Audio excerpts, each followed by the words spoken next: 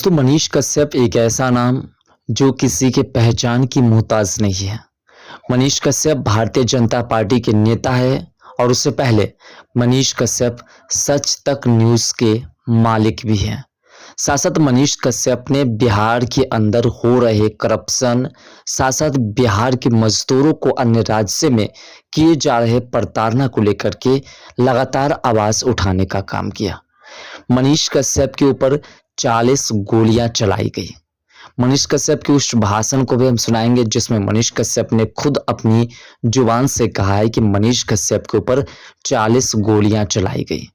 आखिर कौन हो सकते हैं वैसे लोग जो मनीष कश्यप के ऊपर 40 गोलियां चलाए हैं? आज के इस वीडियो के माध्यम से जानने का प्रयास करेंगे।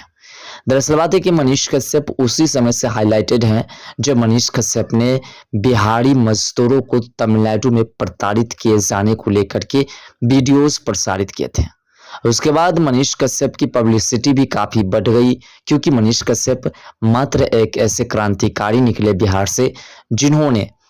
देश के आज़ादी के बाद बिहार के अंदर हो रहे भ्रष्टाचार को लेकर के बिहारी मजदूरों को, बिहार के लोगों को अन्य राज्य में जो गाली जैसे शब्दों से उसे पुकारा जाता है, वैसे कलंक को मिटाने की कोशिश करने का जो है मनीष कश्यप ने रास्ता चुना था। उसके बाद मनीष कश्यप ने बिहार सरकार के उन सभी नाकामयाबियों को जनता के बीच परोसने का काम किया। उसके बाद मनीष कश्यप के ऊपर लाखों की संख्या में समर्थक तो लाखों की संख्या में दुश्मन भी बन गए। मनीष कश्यप का सिलसिला चलता रहा और मनीष कश्यप ने एक कदम पीछे नहीं हटाया। मनीष कश्यप को 9 महीने जेल में भी रहना पड़ा।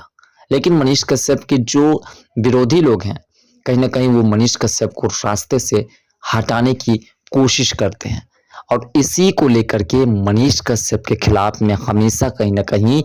आवाज़ उठते हैं और मनीष कश्यप को गालियां देने का काम करते हैं। लेकिन मनीष कश्यप के ऊपर आखिर गोलियां चलाने वाले किस कदर और किस गैंग से या किस समुदाय से हो सकते हैं, इसकी पुष्टि हम स्पष्ट तौर पर नहीं कर सकते हैं। लेकिन बिहार के अंदर ऐसी कई घटनाएं लगातार घटती है जिससे ये स्पष्ट होता है कि कहीं ना कहीं बिहार के अंदर क्राइम का सिलसिला बढ़ रहा है। मनीष कश्यप ने खुद अपनी जुबानों से कहा है कि जब मनीष कश्यप राम मंदिर के उद्घाटन के बाद बिहार का दौरा कर रहे थे तो उसी वक्त मनीष कश्यप जब 4 लोगों के साथ अपनी गाड़ी से बिहार की ओर रवाना हो रहे थे, उसी वक्त मनीष कश्यप के ऊपर 40 गोलियां चलाई गई। लेकिन मनीष कश्यप के ऊपर ईश्वर की कृपा हुई और मनीष कश्यप सुरक्षित बच गए। दरअसल बात है कि बिहार के अंदर जो है क्राइम का ग्राफ भी काफ़ी हद तक बढ़ गया है। बिहार में मूर्ति विसर्जन के दौरान भी जो है पथराव भी किए, और पथराव किस समुदाय से करते हैं ये बात आप भली भांति जानते हैं। पथराव भी हुए हैं, 2 दुकानों में आग भी लगाई गई है। तो इस प्रकार से बिहार के अंदर जो लगातार इस तरह की घटनाएं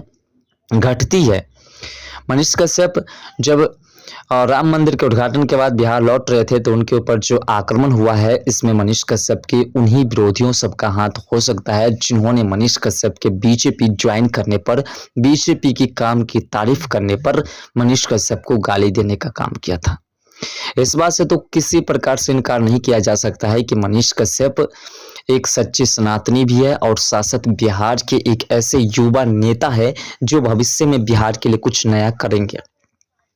मनीष कश्यप के वजह से ही आज बिहार के अंदर किसी भी छोटे मोटे मीडियास वाले हो या बड़े मीडियास वाले हो, वो खुलेआम किसी भी जगह पर जाकर के किसी भी नेता से, किसी भी कर्मचारी से खुले तौर पर और जम करके उससे बात कर पाते हैं।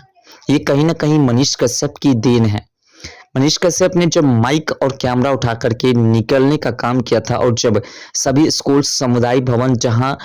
भी दिखता था कि करप्शन है, जहां भी दिखता था कि यहाँ पे भ्रष्टाचार हो रही है, जहां दिखता था कि कर्मचारी, सरकारी कर्मचारी जो उनके द्वारा जनताओं को लूटा जाता है, उन सभी जगहों पर जाकर के मनीष कश्यप ने आवाज़ उठाने का काम किया। आपको याद होगा जब एक बार बड़े न्यूज़ 18 जो न्यूज़ 18 चैनल है उसके पत्रकार जब एक सचिवालय कार्यालय में जाते हैं और उस जगह पर जब उन्हें धक्का मार करके भगा दिया जाता है तो उसके खिलाफ जो कोई एक्शन नहीं लेते हैं और न ही न्यूज़ 18 के दूसरे एंकर भी वहां जाते हैं या वो किसी प्रकार की उस पर कार्रवाई करते हैं। लेकिन मनीष कश्यप उसी जगह पर जाकर के और उससे भी लड़ते हैं। न्यूज़ 18 को न्याय दिलाने के लिए वो जोरदार आवाज उठाते हैं। तो कहीं ना कहीं बिहार के अंदर जो भी एक समुदाय विशेष एक समुदाय जो है उनके द्वारा जिस प्रकार से जो है धार्मिक कार्यक्रम में भी सनातन संस्कृति के धार्मिक कार्यक्रम में भी बाधा डालने की कोशिश की जाती है, उसी प्रकार से जैसे ही मनीष कश्यप राम मंदिर के उद्घाटन में गए थे और जैसे ही मनीष कश्यप राम मंदिर के उद्घाटन में गए और भारतीय जनता पार्टी ज्वाइन कर चुके थे तो ये सभी सिलसिला को देख करके लोगों को काफी मनीष कश्यप जो है नजरों में गड़ गया। उसके बाद मनीष कश्यप पर 40 गोलियां चलाई गई। कहीं ना कहीं मनीष कश्यप की ऊपर जो 40 गोलियां चलाई गई है इससे मनीष कश्यप को तो किसी प्रकार से कोई क्षति नहीं हुई, लेकिन एक जरूर ये बातें सामने आ रही है कि जब तक सनातनी बटे रहेंगे, आपने हमारे देश के यशस्वी प्रधानमंत्री जी, उत्तर प्रदेश के मुख्यमंत्री योगी आदित्यनाथ जी, साथ साथ बाबा बागेश्वर के पीठाधीश्वर धीरेन्द्र कृष्ण शास्त्री जी ने कहा है कि बटेंगे तो कटेंगे। ये बात सत्य है और ये बात भी सत्य है कि हमारे देश के अंदर जितने भी दंगे फसाद होते हैं उसमें कहीं ना कहीं हमारे सनातन संस्कृति के विरोधी या हमारे सनातन संस्कृति में ही कुछ ऐसे लोग हैं जो कहीं ना कहीं सनातन में सिर्फ नाम के लिए सनातनी है, बाकी काम के लिए वो सनातनी नहीं है, वैसे लोग करते हैं।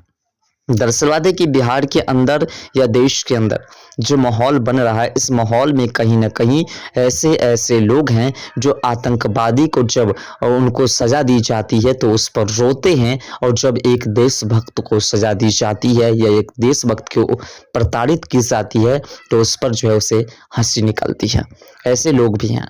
हमारे देश के अंदर सनातन संस्कृति में ही, क्योंकि हमारा देश हिंदू बहुसंख्यक देश है